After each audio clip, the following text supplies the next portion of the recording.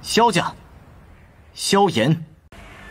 Halo semua, kembali lagi bersama Mimin. Apa kabar kalian hari ini? Mudah-mudahan Mimin doakan sehat selalu, panjang umur, murah rezeki. Amin. Mimin akan kembali mendongeng alur cerita film yang berjudul Battle Through the Heavens.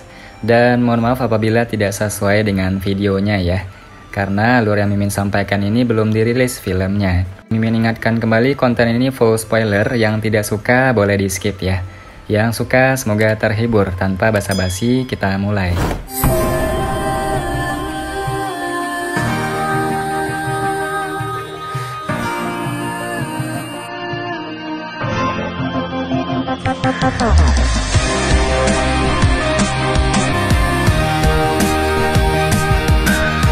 Melanjutkan dari cerita sebelumnya.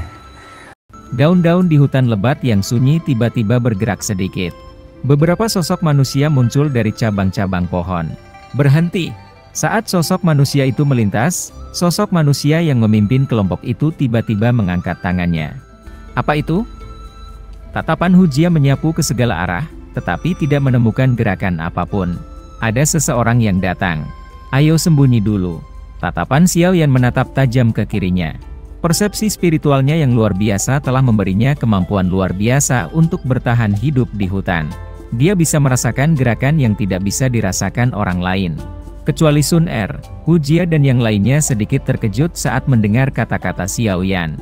Mereka tidak merasakan adanya kehadiran yang mendekat. Namun, ketika mereka melihat ekspresi Xiaoyan dan mengingat statusnya saat ini sebagai pemimpin kelompok, mereka bertiga hanya bisa sedikit mengangguk.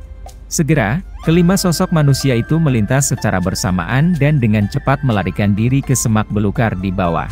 Sekitar 5 menit setelah Xiaoyan dan yang lainnya menyembunyikan diri, tiba-tiba terdengar suara angin kencang dari hutan lebat tidak jauh dari sana. 5 sosok secara bertahap muncul dan berhenti di udara, tempat yang tidak jauh dari tempat Xiaoyan dan yang lainnya bersembunyi. Tatapan tajam mereka perlahan menyapu hamparan semak yang sunyi ini. Tatapan Xiaoyan dan 4 lainnya melewati celah semak-semak dan menatap tajam pada 5 siswa yang lebih tua dari Akademi Dalam, yang berdiri tidak jauh dari mereka. Menilai dari ki yang keluar dari tubuh mereka, tampaknya orang-orang ini sebenarnya berada di sekitar 1 bintang tingkat Dado Usi atau lebih. Kekuatan orang-orang ini mungkin tidak lemah, tapi jika dibandingkan dengan kelompok 5 orang Xiaoyan, masih ada celah di antara mereka. Ditambah lagi, Xiaoyan dan yang lainnya bukanlah pemula yang gagal dalam hal mentalitas. Oleh karena itu, mereka tidak akan mengeluarkan batuk atau suara lain yang tidak perlu saat ini. Setelah rombongan mereka pergi, tubuh Baishan bergerak sedikit, ingin berdiri. Namun, ekspresi Xiaoyan sedikit berubah saat dia berkata, "Jangan bergerak. Untuk apa kamu begitu cemas? Mereka sudah pergi." Baishan sangat tidak senang dengan omelan Xiaoyan dan tidak bisa menahan diri untuk membalasnya.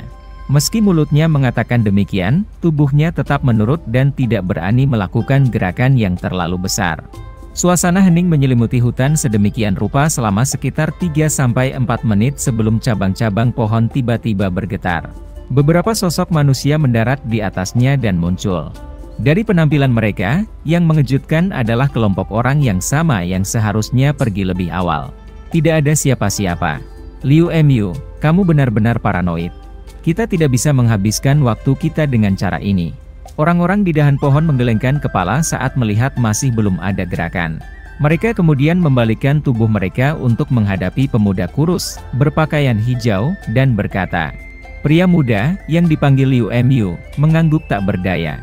Dia ragu-ragu berkata, "Aku berlatih Wood Affinity Douki, oleh karena itu indraku jauh lebih tajam daripada orang biasa di hutan ini. Sebelumnya, mungkin memang aku yang salah merasakan. Ayo pergi." Meskipun dia mengatakan ini, dia masih sedikit tidak yakin. Setelah itu, dia berbalik dan bergegas menuju bagian lain dari hutan lebat. 4 sosok lainnya mengikuti di belakangnya. Orang-orang di Akademi Dalam ini memang bukan orang biasa. Xiaoyan menatap kelompok itu, yang semakin menjauh. Baru kemudian dia perlahan berdiri dari semak-semak dan menghela nafas. Jika bukan karena penggunaan persepsi spiritualnya untuk mensurvei sekeliling mereka, dia mungkin benar-benar ditangkap oleh orang-orang yang tampaknya telah pergi tetapi sebenarnya bersembunyi di sudut, mengintip ke belakang. Hujia dan yang lainnya juga merangkak keluar dari semak-semak dan berdiri. Tatapan mereka bergeser dari tempat sekelompok orang tadi pergi dan berbalik ke arah Xiaoyan. Tatapan Hujia, Wu Hao, dan bahkan Baishan kurang lebih memiliki sedikit keyakinan. Paling tidak, ketika mereka tidak menemukan jejak pihak lain, Xiaoyan memiliki kemampuan untuk merasakannya terlebih dahulu dan membawa mereka untuk menghindari situasi awal, di mana mereka akan tertangkap. Tepat pada titik ini, Xiaoyan berhasil menjadi pemimpin kelompok ini. Aku merasa, haruskah kita memikirkan cara untuk mendapatkan beberapa informasi mengenai hutan ini? Jumlah pasti siswa yang lebih tua yang berpartisipasi dalam kompetisi berburu ini dan tingkat kekuatan mereka? Jika tidak, jika kita terus mengamuk, kita akan jatuh ke dalam situasi dikepung karena kurangnya informasi tentang lawan kita. Mungkin kita bisa memperoleh kemenangan ketika kita menghadapi satu kelompok siswa yang lebih tua. Namun, jika kita akhirnya menarik kelompok siswa lain yang lebih tua selama pertarungan, aku pikir kita tidak mungkin bisa mengalahkan mereka semua, bukan? Ujar Sun Er sedikit ragu sebelum tiba-tiba membuka mulutnya untuk berbicara. Xiaoyan dan yang lainnya terkejut saat mendengar ini. Mereka segera merenung sejenak dan mengangguk. Apa yang dikatakan Sun Er memang benar. Di tempat ini di mana mereka tidak terbiasa dengan medan dan orang-orang, cepat atau lambat mereka akan bertemu dengan beberapa siswa yang lebih senior yang lebih kuat dari diri mereka sendiri jika mereka berlari secara acak kemana-mana dan kecepatan mereka akan melambat. Beberapa saat kemudian, Xiaoyan menyuarakan pikirannya, ayo jalan-jalan sebentar dan melihat-lihat. Jika ada kesempatan bagi kita untuk bertindak, kita mungkin dapat memilih sekelompok siswa yang lebih senior untuk diserang. Ekspresi wajah Hujia dan yang lainnya tercengang saat mendengar kata-kata Xiaoyan. Siswa baru lainnya memikirkan metode untuk menghindari kelompok senior. Namun, Xiaoyan sekarang mencoba menyerang kelompok siswa yang lebih senior. Ini terlalu berisiko. Baishan menggelengkan kepalanya karena tidak setuju. Kilatan melintas di mata Hujia dan Wu Hao saat mereka merasakan motivasi. Mereka merenung sejenak sebelum mereka berdua menganggukkan kepala dengan berat, kita bisa mencoba. Xiaoyan menghela nafas lega saat melihat bahwa mereka berdua tidak setuju. Dia menoleh, mengalihkan pandangannya ke arah Baishan, bertanya sambil tersenyum, bagaimana denganmu? Ekspresi Baishan berulang kali berubah di depan tatapan Xiaoyan dan tiga lainnya. Lama kemudian sebelum dia mengatupkan giginya dengan keras dan berkata, baiklah, mari kita coba. Namun, aku akan mengatakan ini sebelumnya. Jika ada kecelakaan yang terjadi, kamu, pemimpin kelompok, akan bertanggung jawab untuk menanganinya. Xiaoyan tersenyum mengangguk. Dia hanya bertindak seolah-olah dia tidak mendengar kalimat terakhir saat berkata, karena kita semua memiliki pendapat yang sama, ayo pergi. Daripada dirampok oleh orang lain, mengapa kita tidak pergi dan merebut apa yang menjadi milik mereka? Begitu dia mengatakan ini, Xiaoyan memimpin untuk menggerakkan tubuhnya, berubah menjadi bayangan hitam yang melintas di semak-semak yang lebat. Sun Er dan yang lainnya mengikuti dari belakang. Hampir 2 jam kemudian, mereka telah bertemu dengan total 3 kelompok tetapi mereka mau tidak mau melepaskan kesempatan untuk menyerang karena ketiga kelompok itu bertarung terlalu dekat satu sama lain. Xiaoyan dan 4 orang lainnya sekali lagi menyaksikan sekelompok siswa yang lebih tua melewati mereka, di atas kepala mereka, dari dalam semak-semak yang lebat. Xiaoyan bisa merasakan ada kelompok lain, yang berhenti sekitar 100 meter di utara lokasi mereka. Suara pertempuran di sini pasti akan didengar oleh kelompok lain. Oleh karena itu, demi keselamatan mereka sendiri, mereka hanya dapat terus melepaskan kesempatan untuk menyerang. Tidak lama setelah sekelompok siswa yang lebih senior itu melewati mereka, Xiaoyan hendak berdiri dan pergi saat langkah kakinya terhenti. Dia memiringkan kepalanya dan melemparkan pandangannya ke arah utara. Dia merasakan bahwa kelompok di sana tiba-tiba berhenti. Pergi. Xiaoyan ragu-ragu sejenak. Dia melambaikan tangannya dan segera memimpin ke-4 orang lainnya saat mereka bergerak melewati semak lebat dan dengan cepat menuju ke utara. Setelah sekitar 5 menit, tubuh Xiaoyan dan yang lainnya tiba-tiba berhenti. Tatapan mereka melewati celah di antara dedaunan lebat, dan menatap tanah kosong di luar. Pada saat ini, ada 10 sosok manusia yang saling menjalin dan berkedip. Sesekali, seorang anak muda yang muntah darah dan pingsan. Pola ini berlanjut selama 2 atau 3 menit sebelum kelima pemuda yang jelas-jelas siswa baru itu benar-benar kalah. Kelompok mereka kemudian dikepung di tengah tanah kosong. Di sekitar mereka ada 5 siswa yang senior tua yang berdiri di sekitar mereka. Sun Er, Hu Jia, dan 2 lainnya mengalihkan pandangan mereka ke arah Xiao Yan setelah menonton. Jelas, mereka menunggu keputusannya. Mata Xiao Yan menyipit. Persepsi spiritualnya tersebar hingga batasnya saat ini. Matanya perlahan terbuka saat dia mengangguk sedikit. Kita beruntung hari ini, sudah ketemu 2 kelompok mahasiswa baru. Akuisisi kami tidak buruk. Seorang pemuda berpakaian biru di tanah terbuka mengamati kartunya yang telah mendapatkan 3 energi api lagi. Hai Junior, terima kasih banyak. Jika kamu tidak puas, kamu bisa datang ke Inner Academy untuk mencari kami. Kami menunggu tantangan kalian setiap saat. Tentu saja, prasyaratnya adalah kamu harus memiliki energi api yang cukup.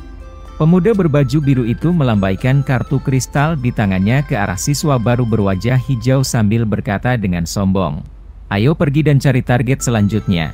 Begitu dia mengucapkan kata-kata ini, pemuda berpakaian biru itu melambaikan tangannya. Keempat temannya berbalik dan segera bergegas ke arah lain. Tepat ketika kelompok 5 pria pemuda berpakaian biru hendak berbalik, tawa samar tiba-tiba terdengar dari cabang-cabang pohon. Yang pertama buru-buru mengangkat kepala mereka hanya untuk melihat bahwa ada 3 pria dan 2 wanita yang muncul di dahan pohon di sekitarnya pada waktu yang tidak diketahui dan sudah mengepung mereka. Rombongan pemuda berbaju biru itu dikejutkan oleh 5 siswa baru yang baru saja muncul. Bukankah semua siswa baru seharusnya melarikan diri seperti tikus? Mengapa beberapa orang ini benar-benar berani tampil secara terbuka di depan mereka? Oh, betapa cantiknya gadis-gadis itu. Semuanya, jadilah sedikit lebih lembut saat menyerang nanti. Kalau tidak, jika kita ingin meninggalkan kesan buruk, tidak akan ada lagi kesempatan nantinya. Sesaat kemudian, kelompok 5 pria pemuda berpakaian biru itu akhirnya pulih. Tatapan mereka menyapu beberapa orang di dahan sebelum tatapan mereka menjadi sangat cerah ketika mereka berhenti pada kedua wanita muda itu. Segera, tawa menggoda mereka terdengar. Bagaimana dengan ketiga orang itu? Salah satu temannya bertanya sambil tersenyum. Pemuda berjubah biru itu tersenyum ketika mendengar ini. Aura sengit melintas di mata mereka saat mereka merentangkan tangan dan berkata tanpa daya, "Karena siswa baru ini sangat sombong, kita sebagai senior mereka, harus mengajari mereka bagaimana mereka harus bertahan hidup di akademi dalam, bukan? Karena itu, biarkan mereka melihat darah terlebih dahulu." Metode semacam ini adalah yang paling efektif untuk membuat mereka memahami sikap seperti apa yang harus mereka pertahankan di akademi dalam. Kekuatan mereka hampir tidak sebanding dengan bintang 2 Dado Usi. Masing-masing dari kita dapat menjaga satu. Selesaikan pertempuran dengan cepat. Ingat, kita tidak bisa membiarkan mereka kabur. Xiao Yan menatap 5 siswa yang lebih senior di tanah kosong di bawah. Dia menoleh untuk melihat Sun Er, Bai Shan, Wu Hao, dan Hu Jia saat dia mengingatkan. Pada saat Douki Sun Er yang kuat dan Douki lainnya melonjak, ekspresi dari kelompok 5 pria berpakaian biru itu akhirnya berubah secara drastis. Melihat hanya pada mereka ini, kelima siswa baru ini sebenarnya jauh lebih kuat dari mereka. Mengapa siswa baru ini begitu kuat? Pikiran yang sama sekali tidak meyakinkan dengan cepat melintas di hati pemuda berpakaian biru itu. Dia melambaikan tangannya. Namun, bahkan sebelum dia bisa mengucapkan kata-kata untuk meneriaki teman-temannya agar segera mundur, sebuah bayangan hitam tiba-tiba muncul di depannya. Tinju yang berisi douki yang kuat, tidak ragu sedikit pun saat diayunkan dengan ganas ke kepala bayangan hitam itu. Pada saat pemuda berbaju biru itu melontarkan pukulannya, bayangan hitam itu bergerak. Kekuatan yang tajam benar-benar menyebabkan udara memancarkan ledakan sonik yang teredam saat pukulan datang secepat kilat. Terlepas dari kecepatan atau kekuatannya, itu jauh melampaui serangan pemuda berbaju biru itu. Perasaan ngeri muncul di dalam hati pemuda berbaju biru itu, saat dia merasakan kekuatan dan kecepatan di mana bayangan hitam melepaskan pukulan itu. Dia mengangkat pandangannya dan melihat wajah halus dan tampan yang membawa kedinginan bersama dengan sepasang mata hitam pekat. Sepasang tinju itu masing-masing berisi douki yang kuat dan melonjak. Sesaat kemudian, mereka menabrak satu sama lain dan kekuatan yang mendasarinya keluar. Dimanapun itu melintas, itu bertindak seperti gelombang yang datang dengan dahsyat. Pada saat itu, semua daun layu di tanah, di sekitar mereka berdua, terangkat dan hanyut kemana-mana. Gluk! Saat kedua kepalan tangan bersentuhan, pemuda berpakaian biru itu akhirnya bisa benar-benar merasakan betapa mengerikannya kekuatan yang terkandung dalam kepalan tangan Xiao Yan. Begitu tinju mereka bersentuhan, perasaan mati rasa mulai menyebar melalui lengan ke tangannya. Akhirnya, itu mengakibatkan dia memuntahkan seteguk darah. Setelah memuntahkan seteguk darah segar, langkah kaki pemuda berbaju biru itu buru-buru mundur beberapa langkah. Aura ganas menyapu wajahnya. Dia mengguncang tubuhnya, dan douki berwarna biru pucat dengan cepat keluar dari tubuhnya. Setelah itu dia membentuk douki armor berwarna biru di permukaan tubuhnya. Namun, saat armor douki baru saja terbentuk, bayangan hitam sekali lagi muncul di depannya. Tawa dingin yang terdengar. Segera, tatapan bingung muncul dari mata pemuda berpakaian biru itu. Dengan cepat mengikuti ini, rasa sakit yang luar biasa menyebar dari dadanya. Akhirnya, dia merasa tubuhnya jatuh dan melesat ke belakang sebelum menabrak batang pohon dengan keras beberapa saat kemudian. Seteguk darah lagi dimuntahkan. Pemuda berbaju biru itu menundukkan kepalanya dengan susah payah dan terkejut ketika dia menemukan bahwa douki armornya, yang baru saja dia bekukan sebelumnya telah hancur hanya dengan satu serangan dari lawan. Tubuh pemuda berbaju biru itu meringkuk seperti udang besar. Sebelum dia mengangkat kepalanya, dia mendengar suara teredam lain terdengar ke samping. Setelah itu, keempat temannya berguling ke samping dengan wajah yang sama-sama berlumuran darah. Pemuda berbaju biru itu memeluk dadanya saat sepasang kaki tiba-tiba muncul di depannya. Suara samar juga terdengar, "Jika kamu ingin terus dipukuli, maka kamu semua bisa meringkuk. Aku tidak keberatan melakukan beberapa tendangan lagi." Saat mendengar kata-kata ini, seluruh tubuh pemuda berbaju biru itu bergetar. Setelah itu, dia buru-buru mengangkat kepalanya sambil sedikit menggigil. Dia menatap pemuda berjubah hitam di depannya serta dua pria dan dua wanita di belakangnya. Ada beberapa teror di matanya. "Kamu, apa yang kalian semua inginkan? Aku akan mengajukan pertanyaan dan yang perlu kamu lakukan hanyalah menjawab." Dari sudut pandang yang lebih tinggi, Xiao Yan menatap ke bawah pada 5 siswa yang lebih senior yang memasang ekspresi ngeri. Tangannya perlahan memegang penguasa Xuan berat di punggungnya dan segera menariknya dengan gerakan tiba-tiba. Penggaris yang berat membawa suara angin yang sangat menekan saat dimasukkan ke tanah di depan wajah pemuda itu. Tubuh penguasa besar memberi yang terakhir rasa tekanan yang sangat besar yang menimpanya. "Apa yang ingin kamu tanyakan?" Pemuda berbaju biru tertegun. Dia juga perlahan menjadi tenang. Apapun yang terjadi, sesuatu seperti membunuh orang tidak diperbolehkan di dalam hutan ini menurut aturan. Jika tidak, para sesepuh yang mengamati semua aktivitas di dalam hutan ini setiap saat akan segera menampakkan diri. Hukuman bagi mereka yang melanggar aturan akan ditentukan berdasarkan situasi. Oleh karena itu, selain perlu sedikit khawatir bahwa mereka akan menderita sakit fisik, mereka tidak perlu khawatir tentang hidup mereka. Seberapa luas hutan ini? Xiao Yan merenung sejenak. Hal pertama yang dia tanyakan adalah pertanyaan yang paling sederhana tetapi juga yang paling penting. Jika ukuran hutannya besar, maka dia perlu melakukan persiapan untuk pertempuran jangka panjang. Jika itu kecil, mereka mungkin bisa mengubah taktik mereka dan langsung mengamuk dan menyerang langsung ke tujuan mereka. Sangat besar. Pria muda berpakaian biru itu menjawab, menyebabkan Xiao Yan mendesah tak berdaya di dalam hatinya. "Apa kamu punya peta kasar?" Xiao Yan melirik pemuda berpakaian biru itu. Namun, dia tiba-tiba melambaikan tangannya, memiringkan kepalanya ke arah Sun Er dan keempat lainnya. "Kalian masing-masing ambil satu orang dan tanya mereka di satu sudut. Setelah itu, kita akan memeriksa apakah informasi yang diberikan masing-masing kepada kita benar. Jika jawaban seseorang berbeda dari yang lain, maka dia tidak boleh menyalahkan kita karena kejam. Meskipun kita tidak bisa mengambil nyawa orang di sini, memukuli mereka secara tidak sengaja sampai mereka terluka parah seharusnya tidak melanggar aturan, kan?"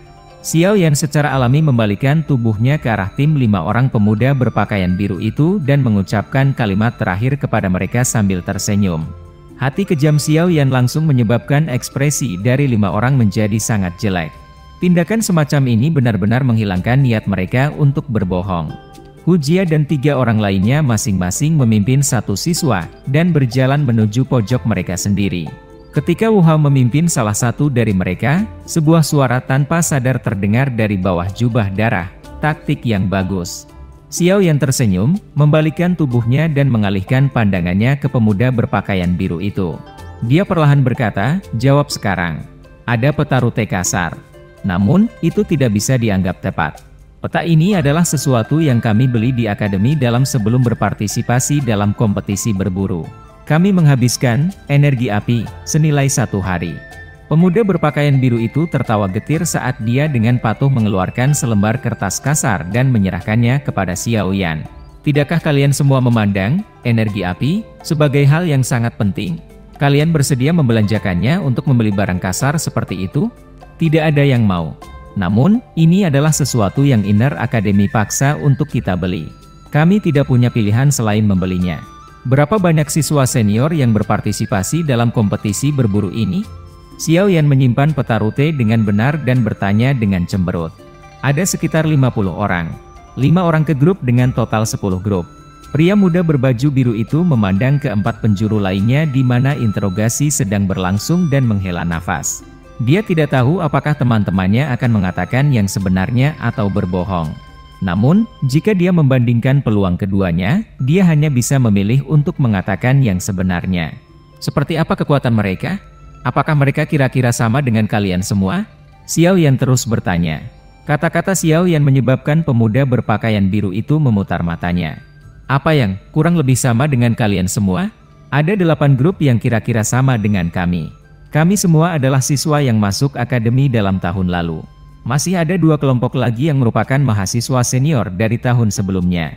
Mereka telah tinggal di akademi dalam lebih lama dari kita. Karena itu, kekuatan mereka lebih kuat dari kita. Aku pikir mereka mungkin berada di sekitar levelmu. Pria muda berpakaian biru itu memandang Xiao Yan dengan agak aneh, sepertinya bergumam pada dirinya sendiri, mengapa murid baru ini begitu kuat? Hampir sama denganku? Xiao Yan mengerutkan kening dengan penuh perhatian saat mendengar ini. Anggota kedua kelompok ini sekuat dia. Itu sedikit merepotkan. Tampaknya memang akan ada kesulitan dalam mencoba menerobos kompetisi berburu energi api ini dengan mudah. Kedua kelompok itu sangat mudah diidentifikasi. Semua anggota salah satu grup berpakaian serba hitam, sementara yang lain berpakaian serba putih. Dalam kompetisi berburu energi api, setiap tahun akan ada 2 kelompok kuat yang berpartisipasi. Akademi dalam menyebut 2 kelompok terkuat ini sebagai penghenti jahat hitam putih. Dalam 10 tahun terakhir, tidak ada yang pernah mendengar tentang kelompok siswa baru yang mampu menembus penghalang mereka. Ada rasa hormat dalam suara pemuda berpakaian biru itu. Stop perjahat hitam putih. Xiao Yan mengucapkan nama ini di mulutnya sambil sedikit mengangguk. Dia berbalik dan bertukar pandang dengan Sun Er dan yang lainnya. Setelah itu, dia mengajukan pertanyaan paling penting. Apa gunanya yang disebut energi api ini di akademi dalam? Kenapa kalian semua begitu tergila-gila padanya? Energi api adalah hal terpenting di akademi dalam. Ini juga alasan mengapa kekuatan siswa baru akan meningkat pesat setelah memasuki akademi dalam untuk berlatih. Pemuda berjubah biru itu ragu-ragu sebelum menjawab pertanyaan ini cukup lama sebelum dia tanpa daya membuka mulutnya untuk berbicara ketika Xiao Yan menggenggam gagang Heavy Xuan Ruler dengan tangannya. Di akademi dalam, ada api langit, Key Training Tower, terkubur di bawah tanah. Jika seseorang berlatih di dalam menara, orang itu akan dapat memperoleh efek aneh untuk mendapatkan lebih banyak dengan sedikit usaha. Selain itu, semakin jauh seseorang berlatih di menara, semakin cepat kecepatan latihannya. Tentu saja, harganya juga mahal sampai keterlaluan. Jika ingin memasuki menara pelatihan Ki Api Langit, seseorang harus memiliki energi api yang cukup di kartu kristal api mereka untuk biaya. Energi api muncul dalam hitungan hari. Kartu kristal api di tangan mampu menutupi biaya pelatihan di menara selama 5 hari. Setelah 5 hari, kamu hanya bisa pergi dan mendapatkan energi api sendiri. Tentu saja, pada hari pertama setiap bulan, Akademi Dalam juga akan memberi semua orang energi api selama 7 hari sebagai biaya hidup.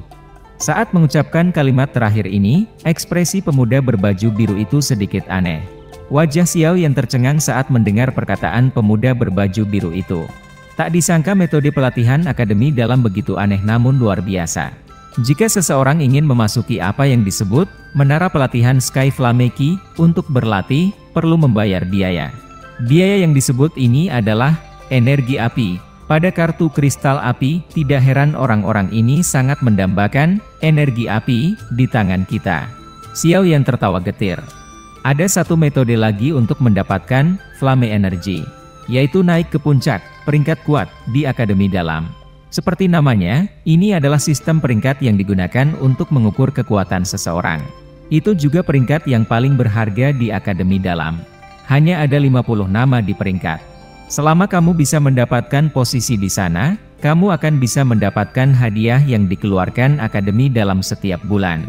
Hadiah dikaitkan dengan peringkat. Seseorang akan mendapatkan lebih banyak semakin tinggi peringkat mereka. Dalam hal ini, mereka akan dapat menyembunyikan diri mereka di dalam menara pelatihan Ki Api Langit sepanjang hari untuk berlatih dan tidak perlu khawatir menghabiskan energi api. Oleh karena itu, semua siswa di Akademi Dalam bekerja keras dan berjuang menuju peringkat kuat ini. Persaingan itu begitu ketat. Ada banyak orang yang naik peringkat di hari pertama sebelum mereka ditarik ke bawah di hari kedua oleh orang-orang yang mati-matian menantang mereka. Xiao Yan menghembuskan napas dalam-dalam dan sedikit mengangguk. Meski ekspresinya tenang, hatinya sudah mulai terpikat oleh aturan misterius Akademi Dalam. Di Akademi Luar, sangat sulit bagi para siswa untuk merasakan persaingan seperti itu. Oleh karena itu, Akademi Luar mungkin tidak kekurangan orang-orang dengan bakat luar biasa, tetapi pada akhirnya mustahil bagi mereka untuk bersaing dengan Akademi Dalam. Ini karena sistem di sini pada dasarnya dibuat untuk merawat orang-orang kuat. Energi api. Haha, sepertinya itu memang sesuatu yang benar-benar memikat hati orang. Sekarang, bahkan godaan dari energi api ini telah melekat pada keinginan hatiku. Xiao Yan tertawa pelan. Dia menoleh ke mata Sun Er dan 3 lainnya. Mereka juga mengalihkan pandangan mereka ke arahnya. 5 tatapan terjalin satu sama lain dan masing-masing dari mereka bisa melihat panas di mata masing-masing. Jelas, Akademi Dalam ini juga membuat mereka tertarik. Energi api juga tertanam kuat di hati mereka.